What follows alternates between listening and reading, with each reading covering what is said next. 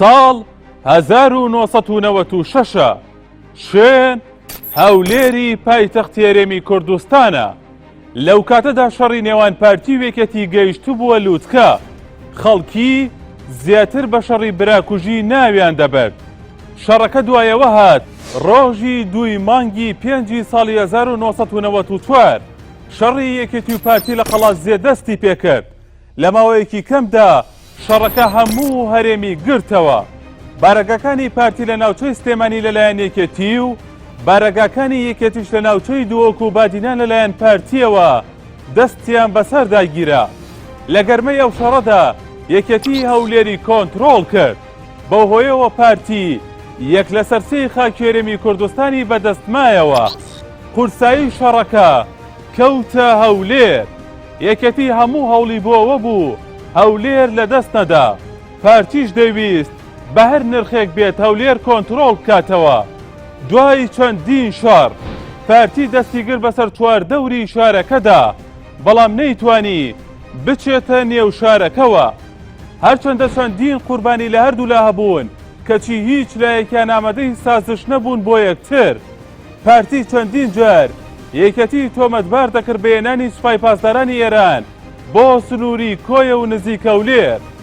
شەڕ درێژەی کێشە. کات ڕۆژی سیوێکی ئابی ساڵی 1996 هەولێر لە نێوان تاریکی و ڕوونی بەرەبەیانێکی زوودایە. سوپای عێراق لەگەڵ هێزەکانی پارتی لە 4 قۆڵەوە هێرشیان کردە سەر هەولێر. قۆڵی یەکەم لە ڕێگەی سەرەکی هەولێر بەڕووی قوشتەپەدا، قۆڵی دووەم لە ڕێگەی دێبەگەوە بەرەو هەولێر، قۆڵی سێیەم لە گوێرەوە بەرەو کانی قرژاڵە و دواتر ناو هەولێر، قۆڵی چوارەم بە 2 ئاراستە بوو. یەکەم لە ڕێگەی مووستەوە بەرەو ناو هەولێر، ئاراستەی دووەمیش لە هەمان ڕێگەوە بەرەو پشت عنکاوە.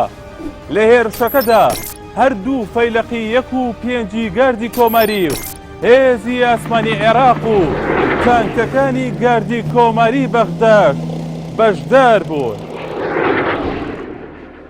هێرشەکە بە شێوەیەک پلانی بۆ دانرابوو لە هەموو لایەکەوە پەلاماری هێزەکانی یەکێتی دراو. تەنها ڕێگەی باداوەیان بەڕووی دەشتی کۆیەدا بۆ کرایەوە تا لێوەی دەرچن. دوای کەمتر لە 24 کاتژمێر دەست بەسەر هەولێر داگیرا و ئاڵای عێراقیش لەسەر باڵەخانەی پەرلەمان هەڵکرا. پارتی لە ڕاگەیەنراوێکدا بڵاوی کردەوە بە فەرمی داوایان لە حکوومەتی عێراق کردووە بۆ پاراستنی خاکی عێراق لە دەست داگیرکاری بەهانایانەوە بچن. حکوومەتیش بەهانایانەوە چوون. شەڕ لە هەولێر دوور کەوتەوە. ڕۆژی 8 ئەیلول تاڵەبانی سەردانی نزیکانی وەتمانی لە سنووری دووکان کرد. بۆ شەوەکەی یەکێتی شاری سلێمانی تۆڵ کرد و بەرەو سنوورەکانی ئێران ڕۆژ. پارتی 40 ڕۆژ کۆنتڕۆڵی هەرێمی کوردستانی کرد. لە ناوڕاستی مانگی دەدا یەکێتی باوکاری سوپای پاسدارانی ئێران گەڕایەوە و هێزەکانی پارتی لە سلێمانی دەرکرد و تاوەکو ناوچەی دێگەڵەی نێوان کۆیە و هەولێری کۆنتڕۆڵ کرد.